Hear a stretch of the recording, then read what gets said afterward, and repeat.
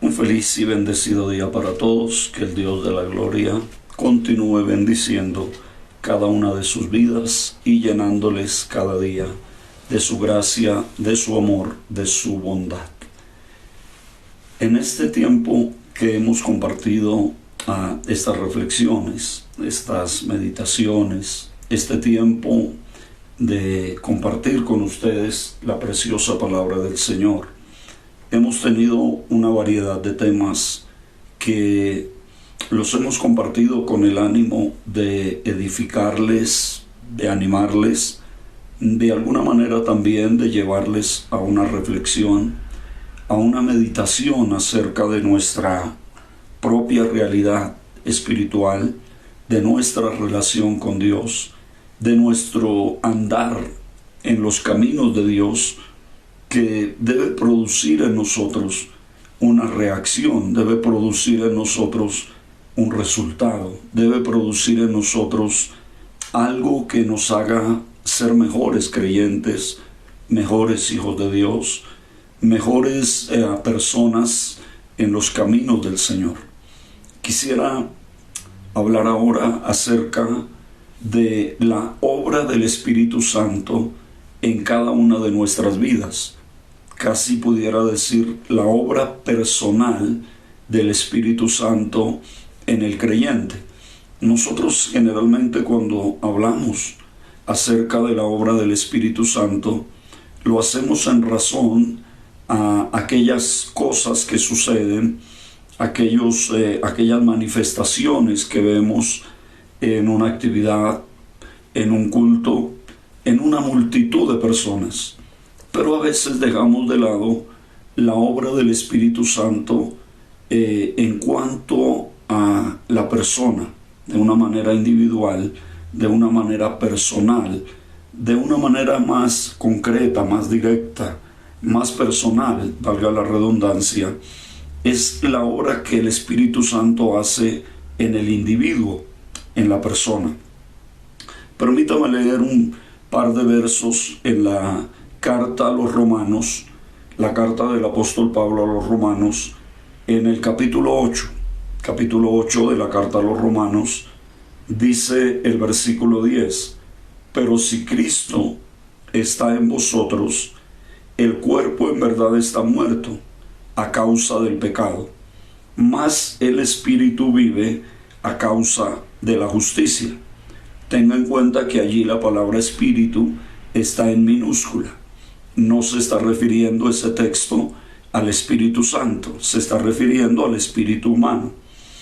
Y el verso 11 dice: y si el Espíritu, allí está con mayúscula, de aquel que levantó de los muertos a Jesús mora, o habita, o está en ustedes, o permanece con ustedes.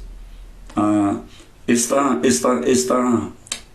declaración del apóstol Pablo debemos prestarle mucha atención, porque dice: y si. O sea, hay una realidad que debemos entender, comprender, pero que debemos vivir. Si es que el Espíritu de Dios mora en ustedes,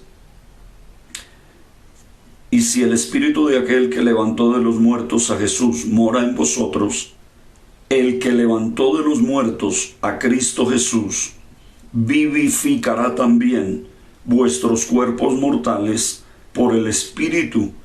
Y aquí Pablo ya hace una declaración más fuerte, más contundente. Dice: por el Espíritu que mora en vosotros. Y el versículo 12 dice: así que, hermanos, deudores somos, no a la carne, para que vivamos conforme a la carne. Porque si vivís conforme a la carne, moriréis. Mas si por el Espíritu hacéis morir las obras de la carne, viviréis. Es interesante el poder nosotros notar que la vida cristiana, por naturaleza, la naturaleza de la vida cristiana es una naturaleza espiritual. No es una naturaleza religiosa, social, política, económica. El carácter de la iglesia es un carácter espiritual. la vida con Dios es por excelencia una vida espiritual. No hay otra manera de poder vivir la vida cristiana si no es viviendo en el Espíritu. Quienes viven en la carne, dice el texto que acabamos de leer, van a morir. Pero si por el Espíritu hacemos morir las obras de la carne, vamos a vivir.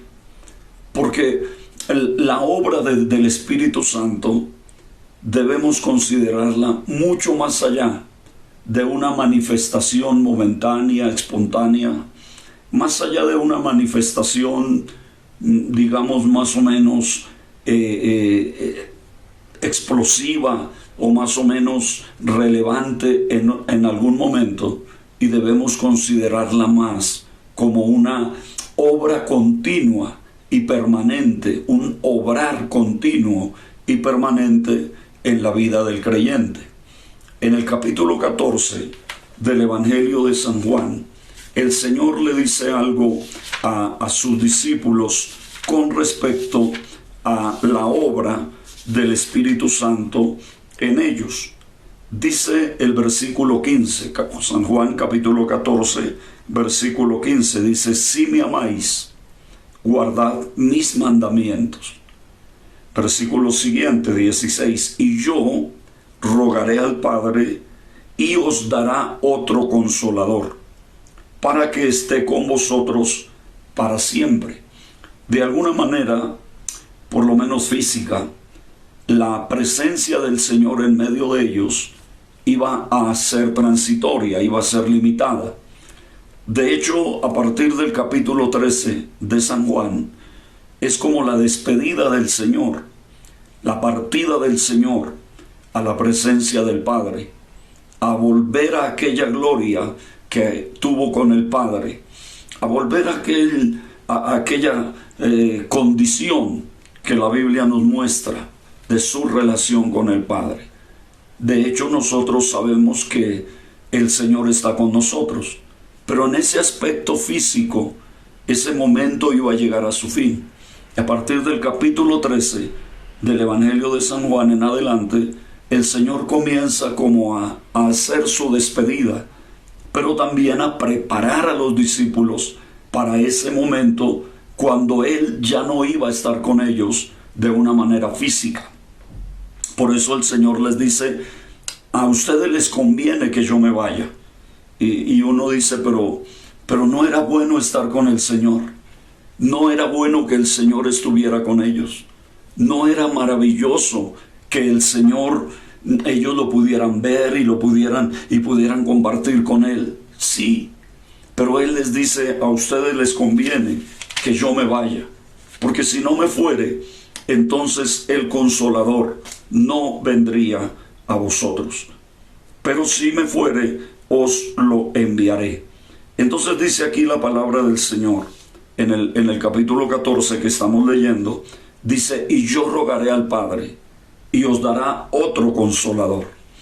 Por supuesto que los estudiosos nos dicen que esa palabra Consolador, que es traducida del griego, que es tomada del griego, la palabra Consolador allí es mucho más profunda que solamente alguien que da consuelo.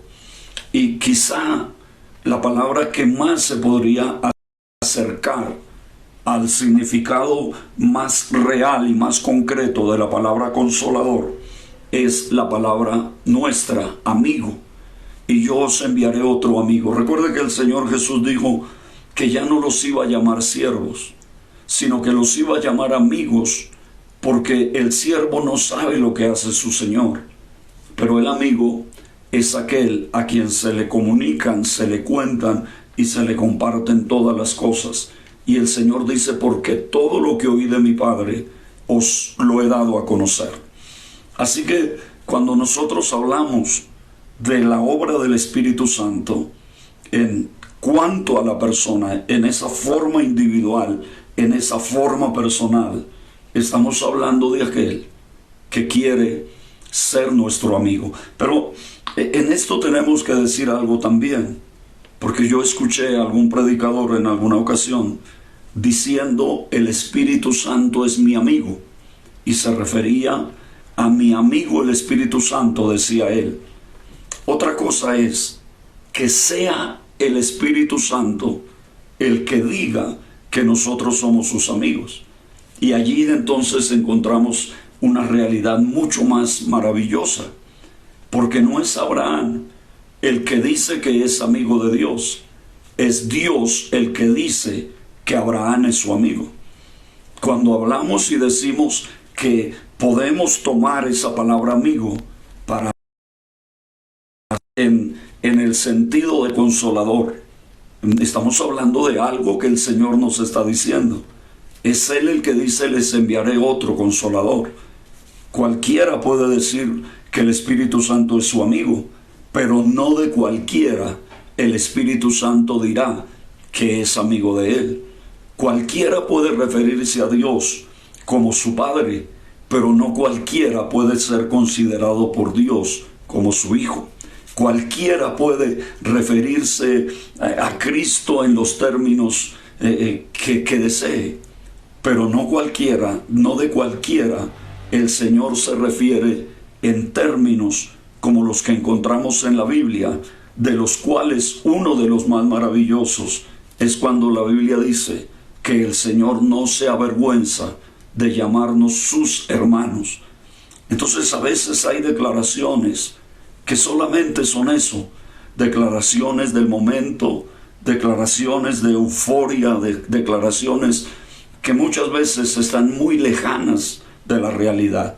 Pero aquí el Señor dice: yo rogaré al Padre y os dará otro consolador para que esté con ustedes, no por un rato, no por un tiempo, sino para que esté con ustedes para siempre.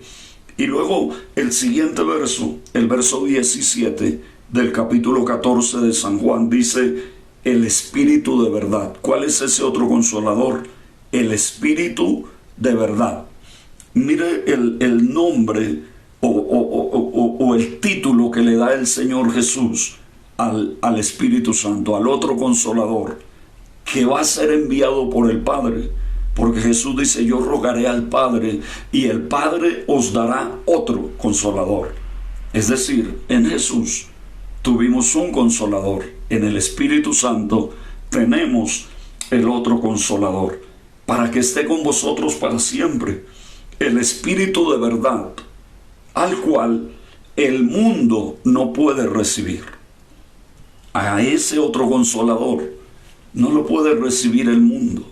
Por eso a veces uno se queda meditando en ciertas cosas, reflexionando en ciertas cosas, cuando uno nota que hay gente que se dice llena del Espíritu Santo, que se expresa como alguien lleno del Espíritu Santo, pero que su vida no es consecuente a esa realidad, que su vida no es consecuente a esa declaración de la palabra del Señor.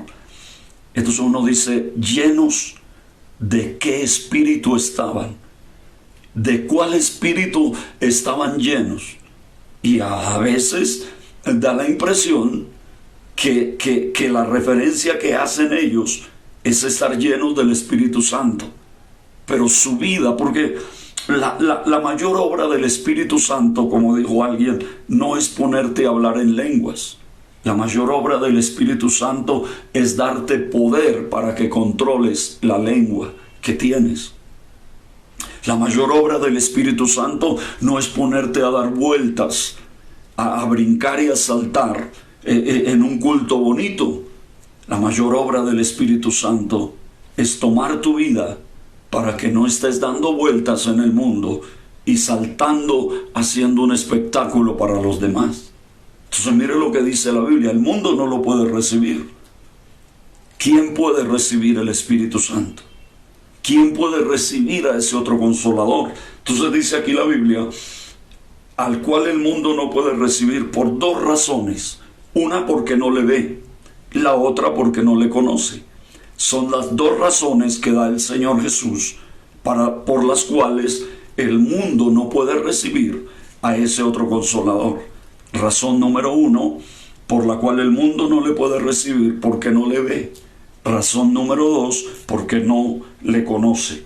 Ahora, la siguiente declaración del Señor en ese verso 17 dice, pero vosotros le conocéis. Note que no dice, pero vosotros le veis, pero sí dice, pero vosotros le conocéis. Déjeme ponérselo en un lenguaje más nuestro. Pero ustedes sí le conocen. Pero ustedes sí saben de quién les estoy hablando. Pero ustedes sí saben de qué les estoy hablando. Y es interesante que la iglesia de hoy, muchas veces, como dice el profeta del ayer, mi pueblo fue destruido porque le faltó conocimiento. Y luego la siguiente declaración del profeta es, porque desechaste el conocimiento. No es porque no había conocimiento, es porque lo desecharon, es porque lo hicieron a un lado. Porque muchas veces es más importante la emoción, porque muchas veces es más importante la euforia, porque muchas veces es más importante el no ser señalado, porque muchas veces es más importante el orgullo religioso que el conocimiento de la palabra del Señor, que el conocimiento de lo que Dios nos transmite, nos enseña y lo que Dios nos quiere dar. No es falta de emocionalismo lo que hay hoy, es falta de conocimiento. No es falta de fanatismo, si se quiere, porque recuerde que el fanático es aquel que mata por lo que cree. Ese es un fanático, el que está dispuesto a masacrar a otros por lo que cree. Pero el radical es aquel que está dispuesto a morir por lo que cree. Y hay una diferencia entre dar la vida por algo que se cree o quitarle la vida a alguien por algo que él cree. Entonces dice aquí la Biblia, pero ustedes sí lo conocen. Y yo creo que una de las cosas que nos hace falta a la iglesia de hoy es conocer el obrar del Espíritu Santo en nuestras vidas, en lo profundo de nuestro ser. En nosotros aquí, no hablo en el culto, no hablo en una campaña, no hablo en una actividad, no hablo donde vimos danzar a 100 personas, vimos hablar lenguas a 200, oímos hablar lenguas a 200 personas. Pero nosotros, pero usted, que solamente estaba allí observando, viendo, emocionándose con la situación, es algo más que eso.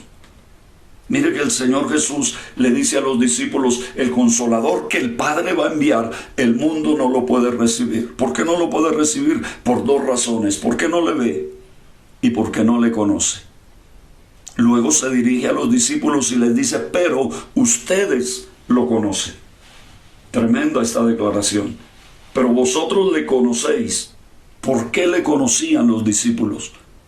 Dice, porque mora con vosotros y estará en vosotros. Y no es que los acompañaba, y no es que el Espíritu Santo de vez en cuando descendía y había un toque especial. Mire la palabra que utiliza Jesús, porque mora con vosotros, porque vive con vosotros. Hay una declaración del apóstol Pedro refiriéndose a los esposos.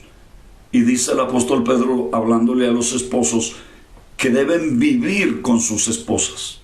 Dice vivir con ellas, como teniéndoles como vaso más frágil y como acoherederas de la vida. Es que no basta con tener una esposa, hay que vivir con ella. No basta compartir algunas cosas con la esposa, hay que vivir con ella. Ahora mire lo que dice el Señor Jesús.